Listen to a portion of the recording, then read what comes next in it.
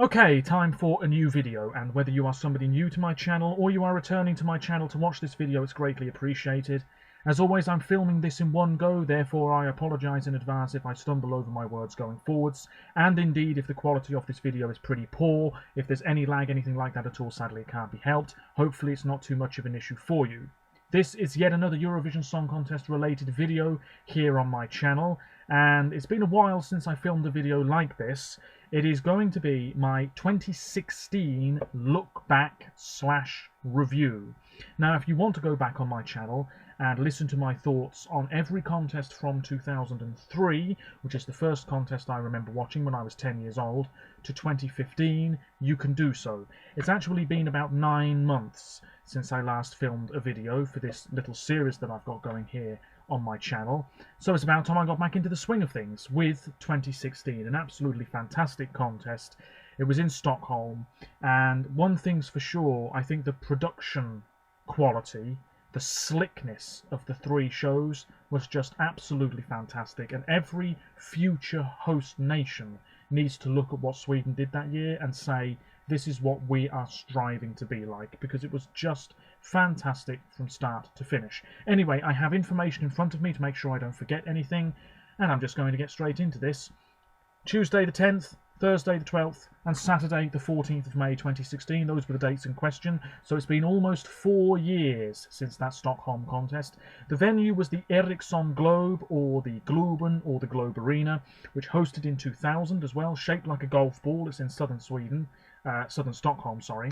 And this was the third time, yes, that Sweden hosted this century to date, in 2000, in 2016, of course, and Malmö in 2013. Two hosts, Pietra Mede, who had gone solo in 2013, just fantastic, and the 2015 winner, Måns Zelmerlöw, who had already done a bit of presenting anyway, and the two of them together, great chemistry, just fantastic. And I think that's really all there is to say with some little facts like that regarding the competition. I think what you want to hear from me is my thoughts on the songs, so I'm just going to get straight into it. Semi-final one then was a very tough semi-final, I think, and there were one or two surprises, certainly at the time. Maybe looking back now, not too much of a surprise, but let me know your thoughts. Feel free to leave comments, of course. 18 nations, they all voted alongside 3 of the automatic qualifiers. They were France, Spain and Sweden. So I'm going to go through the songs that didn't qualify first. Here we go. Song 1 was Finland, opening the 2016 contest. This was Sing It Away by Sandia. Now, if I recall, UMK, that is the Finnish national selection, was pretty strong that year, and there were many good songs in contention. So when this was the one that Finland chose, it was quite underwhelming. A bit of a disappointment, it's fair to say. This song, yeah, it's an alright pop song. Sandia, good energy, quite charismatic. She had a bunch of people on stage with her as well. The vocals could have been a little bit stronger, but in terms of a song to open a semi-final, it wasn't too bad. But it was never going to qualify. Finland could have sent something stronger that year, no doubt about it. This finished 15th with 51 points, and taking a look at the split results, Finland did slightly better with the juries. Moving on to Song 2, this was Greece with Utopian Land, performed by a group called Argo, not to be confused with the film of the same name. And this was performed in English and Greek, and it finished 16th with 44 points. Quite a traditional sort of song this, quite different from Greece. Usually they send something that is fairly up-tempo and quite slick, quite radio-friendly. This, on the other hand, was quite low-key, not that memorable. There was a little bit of rapping in this song as well, which never seems to do that well at the contest. And arguably, this is Greece's weakest song of the century so far. Let me know your thoughts on that. The last time Greece hadn't appeared in a Eurovision final, I believe, was in 2000 in Stockholm at the same venue. So what are the chances of that? But anyway, yes, 44 points. Never been a big fan of this one at all. In fact, I think it is my least favourite entry of the 2016 contest. It did slightly better with The Public, but it still wasn't in the top 10 of either vote. This was the first year with the new voting system, of course. Song 3 was Moldova. Now, I've always said this, Moldova tend to do better when they have slightly wacky, unorthodox entries. This was quite plain, playing it safe, although there was a man dressed as an astronaut on stage. This was Falling Stars by Lydia Isac. It finished 17th, so not quite last place, with 33 points. A pop song, can't really remember too much about it. It was just quite average, a song that was there, nobody was really getting behind it. In the split results, Moldova was last in the public vote, slightly higher with the juries. We then move on to song 8, San Marino, not a song that has been truly forgotten by Eurovision fans, that's for sure. It's not Say Na Na Na, that was his song last year. It was I Didn't Know by Serhat. Oh dear me, I'm already stumbling over my words, as you can tell. This finished remarkably in 12th place with 68 points. It was dated as all hell, it was disco pop. Serhat, with his very deep voice, didn't really suit this style of song at all. He's actually from Turkey, but representing San Marino, I think people saw it as a bit of a joke and voted for it because it was a bit of a joke. And unbelievably, this wasn't terribly far away from qualifying. When you consider that this entry finished above Iceland, absolutely outrageous, ladies and gentlemen, even all these years later. Taking a look at the split results, San Marino finished 11th with the public. That's above the Czech Republic and Iceland. Unbelievable. And finished 17th out of 18 nations with the juries. I mean, it was silly, I guess, somewhat fun, and the song not absolutely dreadful by any means. But there's no way this should have finished in 12th place with 68 points. Oh, dear me. I mean, anyway, moving on to song 13, this is the song that finished last, not only in this semi-final, but last overall, I believe, in the 2016 competition. I'm just going to check this. 28. Yes, last overall. It was the Estonian song. Now, if you had said to me several weeks before the 2016 contest, Estonia is going to finish last of semi-final 1 and last overall, I would have just started laughing. But that's exactly what happened. Really quite surprising, even now, 4 years later, nearly 4 years later. This is Yuri Potsman with Play. The song was co-written by Stig Rasta, who was part of that duo the year before.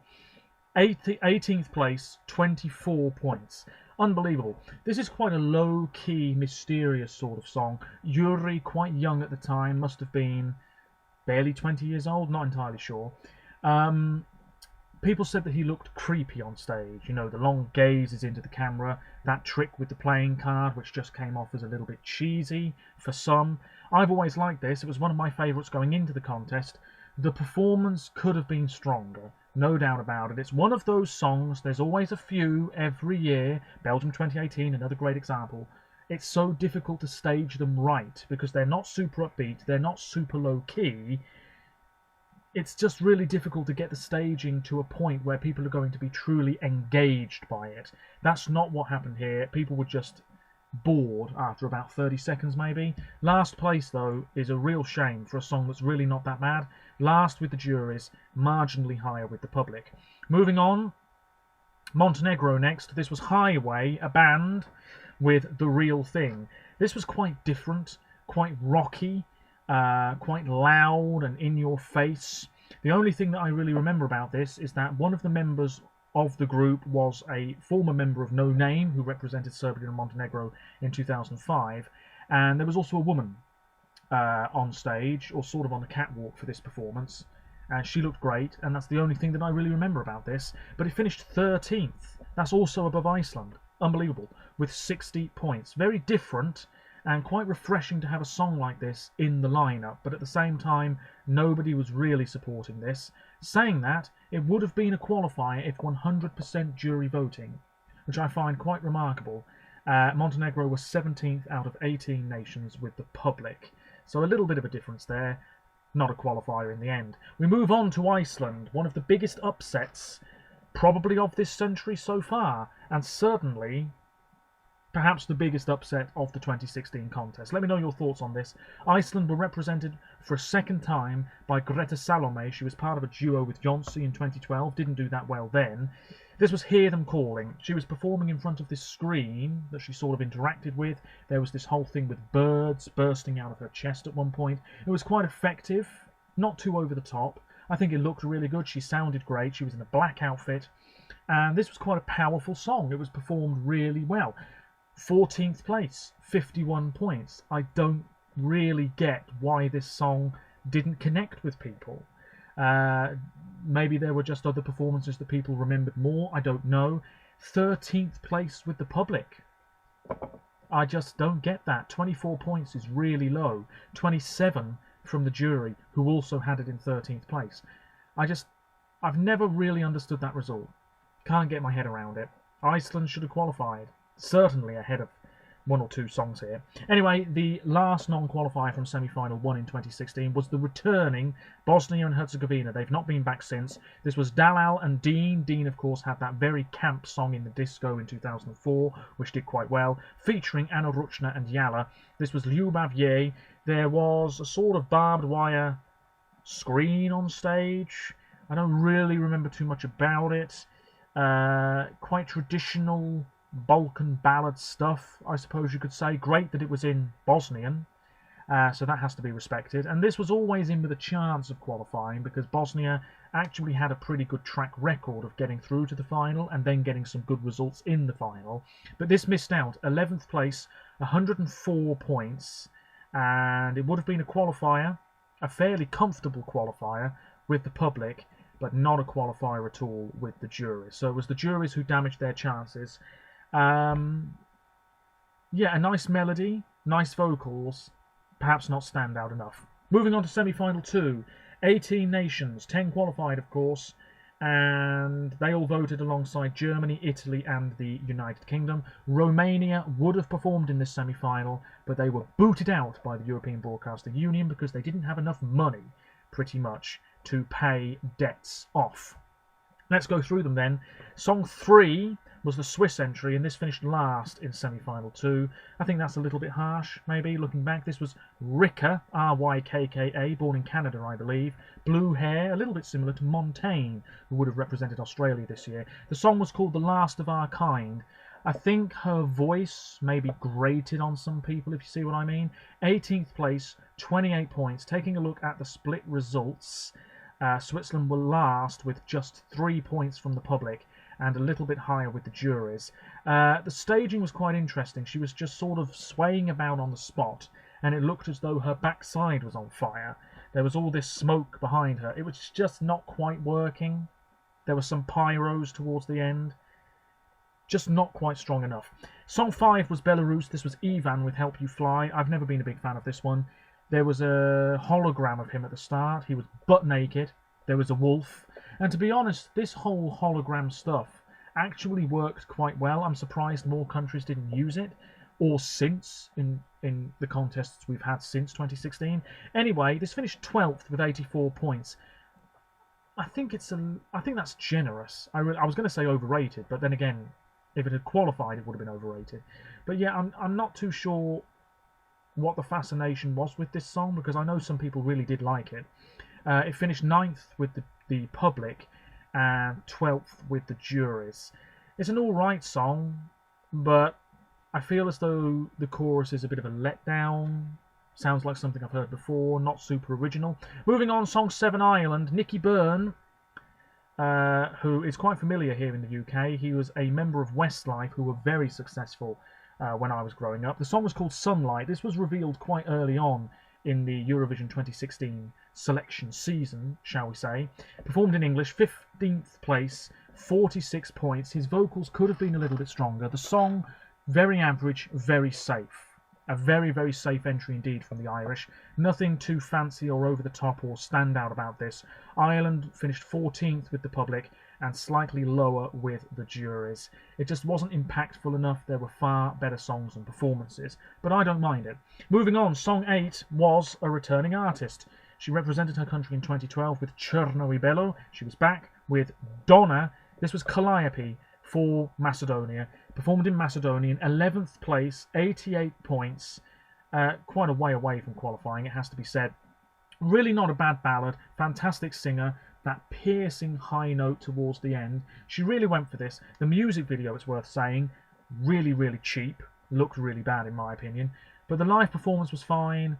She knew what she was doing. I think she was unlucky not to qualify, actually, because I think this would have done all right in the final, in all honesty. In the split results, Macedonia finished 8th with the public and 11th with the juries, so it was the juries who let her down. Song 11, Slovenia. This was Manuela, who has tried to represent Slovenia since, with Blue and Red. This was quite a cheeky, playful performance. Blokes swinging about on a pole for no apparent reason, added nothing to the song at all. But Manuela, there she was looking good and singing great. People compared her to Taylor Swift, the Slovenian Taylor Swift. And yeah, I agree with that. I mean, this song really not that bad. The lyrics maybe not that great at all, but we can overlook that. The song really not bad at all. I know I'm repeating myself here, but I really think this should have done a bit better.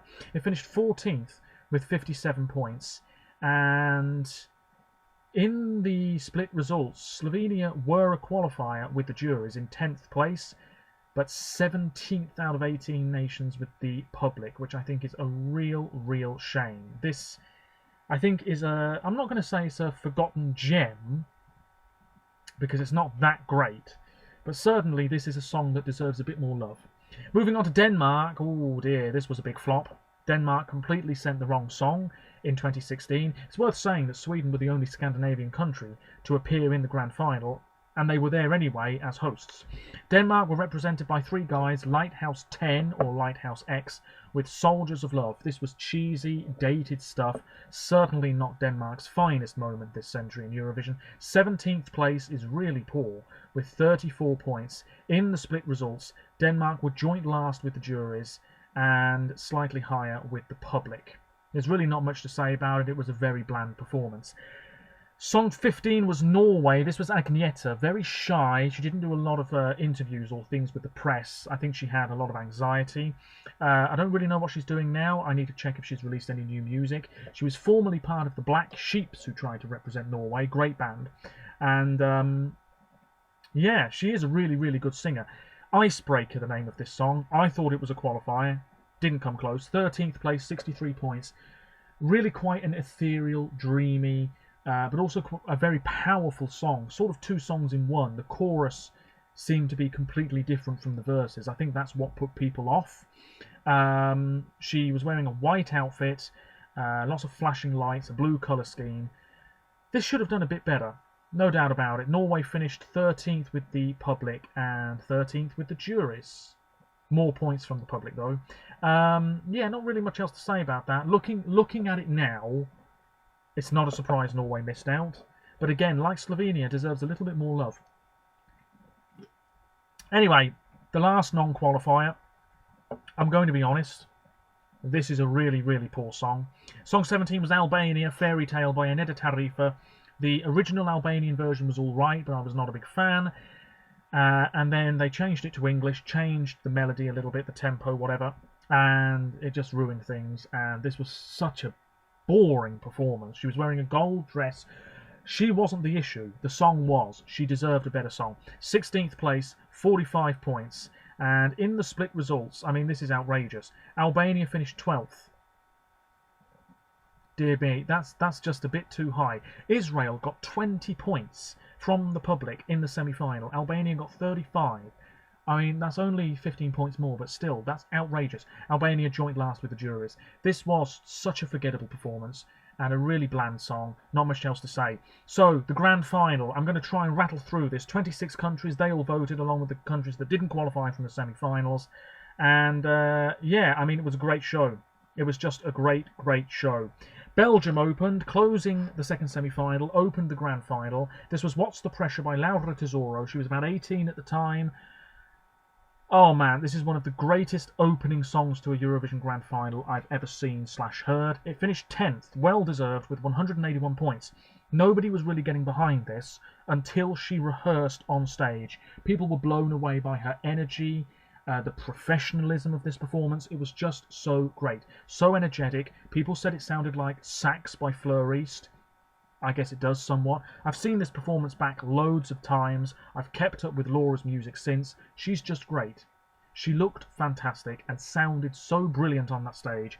To open a big show like this at her age with this type of song, she did really well. In the semi-final, she finished third with 274 points. She was second with the juries, third with the public, and in the grand final, Belgium were 6th with the juries. That's seriously impressive. It was a funky pop song, really vibrant. This whole retro 70s theme going on as well, with the gold and orange lighting and things like that. 16th with the public in the grand final is a little bit low if you ask me, but a great song. Song 2, Czech Republic, their first time in a Eurovision grand final. This was Gabriela Gunchikova with I Stand. Absolutely deserved a place in the grand final, and then everybody forgot about it. 25th place, 41 points, and in the grand final, a big fat 0 from the public. Outrageous. Slightly higher with the juries, 41 points from them. In the first semi-final, 12th with the juries, and 12th with the public, 4th with the juries. Apologies. Dear me. This is a great ballad. There was this whole flower scheme with the aesthetic on the LED screens and everything. She looked good, sounded good. What else is there to say? Really great ballad that has sadly been forgotten by a lot of Eurovision fans. Song 3, great song this, a sort of country, low-key, but really pleasant ditty from the Dutch. This was the very charismatic and slightly cocky, it has to be said, Douwe Bob with Slow Down. He was playing the acoustic guitar. There was that 10-second pause of silence, if you remember. Not sure that was necessary, but anyway, 11th place, 153 points in the grand final. He was 17th with the public and 11th with the juries, and then in the first semi-final, 5th with the public and 5th with the juries. This was really good. It was just very refreshing to have a song like this that just sort of took you away from the madness of the show in many ways. It should have been on later in the running order, it would have stood out more, but nevertheless a really great entry. Song 4 was Azerbaijan. People were really against this song being in the final, I remember, because they thought that her rehearsals were really bad, and they thought her semi-final performance wasn't brilliant either. But anyway, this is not a bad pop song. Samra with Miracle. She must have been only about 18 or 19 at the time. She was wearing a gold outfit. Guys dancing with her on stage. This sounds very similar to Paradise by Coldplay. Paradise. Mirror, mirror, mirror, you know, it's a little bit similar. 17th place, 117 points in the grand final. Azerbaijan finished 12th with the public and 19th with the juries. And then in the semi-final, Azerbaijan was 7th with the public and 6th with the juries. So a bit of a turnaround there. Not a bad song at all, not much else to say. I don't mind it. Song 5, Hungary. This was Freddie with Pioneer. Sounded as though he smoked about 40 cigarettes a day because he had such a gravelly voice. But he could sing really, really well. 19th place is quite low, 108 points. I don't remember many people really getting behind this song, though. Let's take a look at the split results. Hungary were 14th, which isn't bad, with the public in the grand final, and 18th with the jury. And then in the first semi-final, Hungary were 3rd with the public. That's really impressive. And you know, that really is a very impressive result, actually. And 8th with the juries. I mean, this song's fine. Red colour scheme. That whistling bit in the song, if you remember, that was quite nice, but didn't stand out enough. Song 6. Brilliant. So good. I will be singing this song's praises for the rest of my days. I can't believe how underrated this song is, and how underrated it was at the time. Francesca Michelin, so likeable. I watched so many interviews with her and everything. This was the Italian entry in 2016. No degree of separation. Performed in Italian and English. She was on this fake patch of grass. There were all of these things next to her, which sort of came from the music video as well. There was a little bit too much going on in terms of what was actually next to her in terms of props. If it had just been her on stage trying to convey the message of this song through her voice and the lyrics, great. Because of this other stuff next to her, I think that just confused people, maybe put people off, plus it was on early in the running order. Nevertheless, 16th place, 124 points. Let's not forget that it wouldn't have been Francesca because she didn't win Sanremo. A band called Stadio did, with a really good song, it's worth saying, but they didn't want to do Eurovision, so Francesca stepped in. She's actually just released a new album. Great music she's released in the years since. In the split results, Italy were 18th. That's low. 13th with the jury. So the juries at least appreciated this a little bit more. Great song. Great song. So likeable. Really likeable singer. Israel, song 7, Hovey Star with Made of Stars. The original version of this was Pants. Just really bland. They turned it into a more straight up ballad. Really beautiful. Really pretty. The staging was fine. You had... Was it 2 dancers? Something with a light-up hula hoop. Hovey was in black, sang really well. It was quite an emotional performance. And in the end, 14th place is okay, 135 points. In the semi-final, Israel was 16th out of 18 countries with the public and 4th with the juries. And in the final, just 11 points from the public, 22nd place, and 8th with the juries. Such a big discrepancy there. I don't know why the Israeli song did not do better with the public. Feel free to leave a comment below telling me why you think that was the case. I really don't mind this song. It really grew on me. It really grew on me. Song 8, Bulgaria, returning to the final. This was Polly Janova, didn't qualify in 2011, but she was back. She's also hosted Junior Eurovision before. This was If Love Was a Crime. I believe one of the backing singers was Cesar Sampson, who finished 3rd for Austria a couple of years ago. Anyway, catchy as all hell. Another song that really grew on me. 4th place was Bulgaria's best result at the time. 307 points. This was just really fun. Really catchy. They had the light-up outfits. Never been a big fan of them. Thought they looked a bit ugly, but it doesn't really matter much. In the semi-final, the second semi-final, Bulgaria were 5th with the public and 6th with the juries. And in the grand final, 5th with the public and 7th with the juries. Really good feel-good song. Oh dear, I got to get through these. Song 9, Sweden. Oh, it should have been Victoria. Moving on. Song 10. No, I'm only joking. Sweden were represented by Franz with If I Were Sorry. This is going to be controversial, but I absolutely believe one of the reasons why he won Melfest is because a lot of teenage girls had the hots for him. Just saying. But also saying that, this song I appreciate a lot more now. 5th place is overrated. I stand by that. 261 points, performed in English. He was just dressed really casually, as though he'd just woken up, to be honest with you. If I were sorry, if I were sorry. You know, it was just really low-key. I'm not a great singer, as you can tell. He had that light-up screen with him. It was a very pretty performance, but 5th place, that's really quite generous. In the split results, Sweden was 6th with the public and 9th with the juries. So it makes a change, actually, that Sweden were liked more by the public than the juries. But moving on. A song that I like more these days. Song 10 was Germany. This finished last. Nobody was surprised. 26th place, 11 points. Really quite harsh. Jamie Lee Krivitz, big fan of Korean culture, I guess. Her outfit was really quite all over the place. She had like a little panda thing in this hat. Was it a hat that she was wearing? Some sort of hair piece or whatever it was. She was wearing, was it a blue skirt? It's been a while since I saw the performance. She had lasers, sort of cardboard trees. Oh my word, I really don't remember. It wasn't the most memorable performance. It really wasn't. And I think her outfit put a lot of people off. Outfits shouldn't matter, but in this case I think it was a bit of a bad choice to wear what she did. Anyway, the song's really not that bad. She was the winner of The Voice in Germany as well. The song's called Ghost, and it's really not that bad a song. 24th with the public, and last with one measly point from the juries. Moving on. Oh dear, there's still so many to go. France, song 11, really good. This was a massive fan favourite coming into the 2016 contest, and then it underperformed. There's a surprise. Amir, great singer. The song's called J'ai cherché, which means I have searched.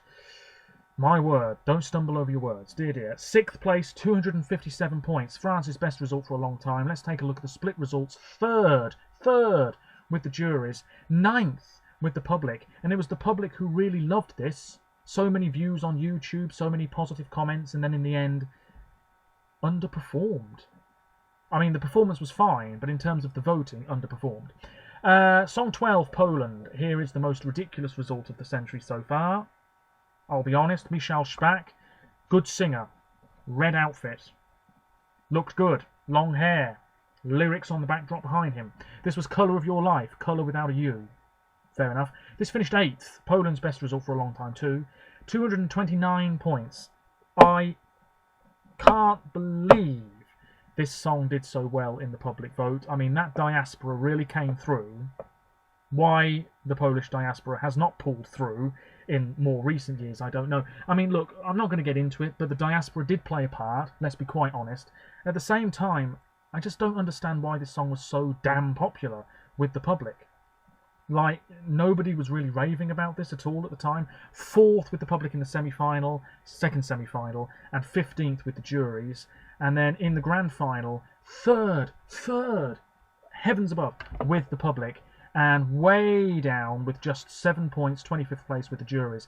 I mean, Poland is the reason why Australia did not win Eurovision 2016. So if I was Australian, I would be absolutely raving right now and frothing at the mouth. But look, it is what it is. 4 years has pretty much passed. The Polish song's really not that bad, but was it really the 8th best song of the 2016 contest? No. Not in my opinion. Talking of Australia, they're next. Damieen. She said that she would be back to try and represent Australia in 2021, but of course they've internally selected Montaigne, which is fair enough. This was Sound of Silence. Brilliant. All about the vocals. She maybe overdid it a touch, but she sounded so good. This was great. A song that built up, a ballad that was just really fabulous. She interacted with this sort of hologram thing at one point, very Minority Report if you've seen that film. She was wearing a silver dress, which I wasn't so keen on, but let's move over that. I mean, she looked good, sounded great. In general, this was just absolutely fantastic. People really supported it. Second place, 511 points in the second semi-final. Second place with the public and first with the jury, and then in the final, first by some distance, over 100 points. The margin between first and second in the jury voting in the final. Australia won it, and then fourth with the public in that grand final. Just a great ballad, deserved second place. 14, number 14 is Cyprus. This was a band, -1. A very aggressive sort of song, lots of flashing lights and those images of wolves, was it? This was Alter Ego, 21st place, 96 points. Great to have a song like this in the lineup, but I don't think it was ever really going to do that well. In the semi-final, Cyprus was 6th with the public, 9th with the juries, and then in the final, Cyprus were 15th with the public and 20th with the juries. I sort of just went off this after the contest. It's fine, but it's not really that amazing, maybe. If you like rock, great. I like rock. I'm just not that into this song anymore. Song 15, really underrated, Serbia. This is Sanja Vucic, who would have been back as part of Hurricane this year. Goodbye Shelter, a song about domestic abuse. Really important message. She had a bunch of women on stage with her. This red colour scheme on the backdrop. 18th place is low for this. It's a really good song. 115 points. In the semi-final, 10th. Only 10th with the public, and 9th with the juries. And then in the final, Serbia were really low down, 23rd with the juries, and 11th with the public. Deserved to finish higher, simple as that. Lithuania, the returning Donny Montel, did all right with Love is Blind in 2012. This was song 16, I've been waiting for this night, quite contemporary. A very decent slice of pop from the Lithuanians that year. He was quite confident on stage. Lots of, was it sort of smoke effects? Can't quite remember. 9th place. That's really quite impressive for this. Maybe a little bit too high. 200 points in the semi-final, 6th with the public and 5th with the juries. And then Lithuania in the final were 10th with the public and 12th with the juries. A bit of a forgotten song, but it's worth saying that finished in the top 10. Quite impressive. Croatia next. This was overrated by fans, and then nobody was really surprised when it flopped, for want of a better word, in the 2016 final. This was Nina Kraljic. It was the first time Croatia had been in the final for a long time. It was Lighthouse.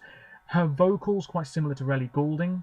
23rd place, 73 points. In the semi-final, 7th with the juries and 10th with the public. And then in the grand final, Croatia were 19th with the public and 22nd with the juries. Her outfit really wasn't that great. She had these wing things, this metallic reflective stuff all over her. I didn't think she sounded that great either. Moving on, Russia. They threw the kitchen sink, the rest of the kitchen, the whole house at this performance. It was Sergei Lazarev, of course.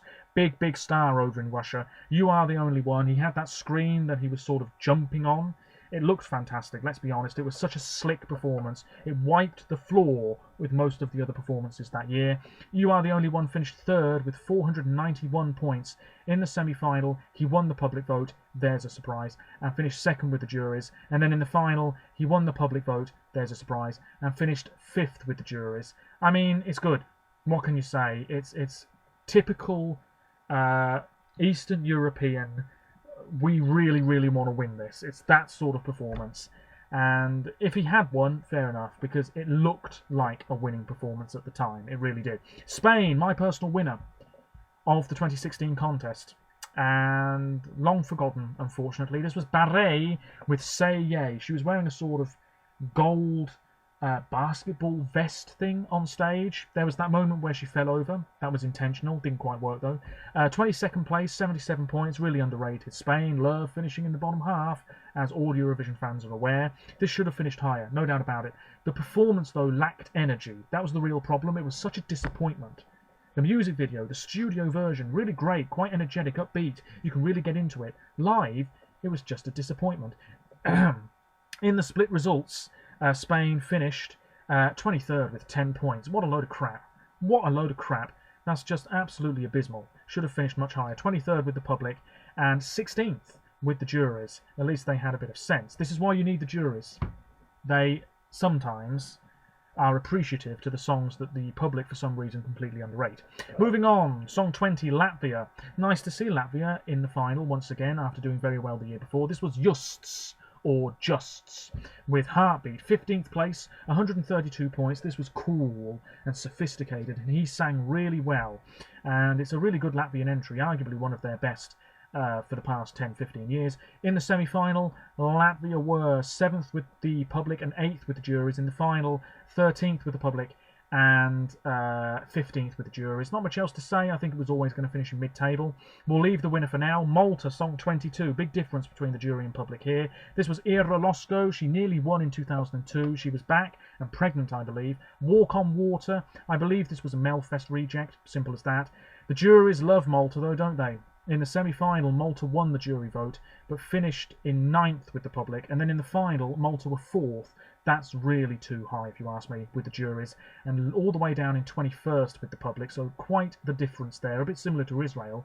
Ira Roscoe sounded good, looked fine. This is a decent pop song, but 12th place, 153 points. That's an alright result, isn't it, for Malta? But at the same time, this isn't that amazing.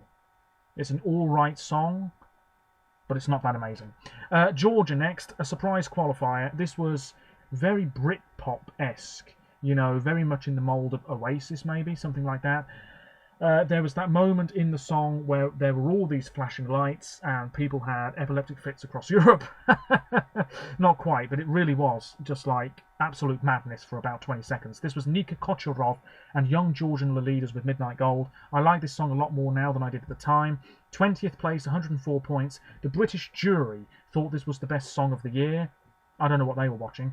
Anyway, the split results, Georgia were 11th in the semi-final with the public and 7th with the juries, and then in the final 14th with the juries, 20th with the public. So the juries really quite liked this, and it was good to have this sound in the grand final. Song 24 was Austria. This was very cute. Zoe, who had tried to represent her country before. This was Loin d'ici, Austria singing in French for a change. It finished 13th.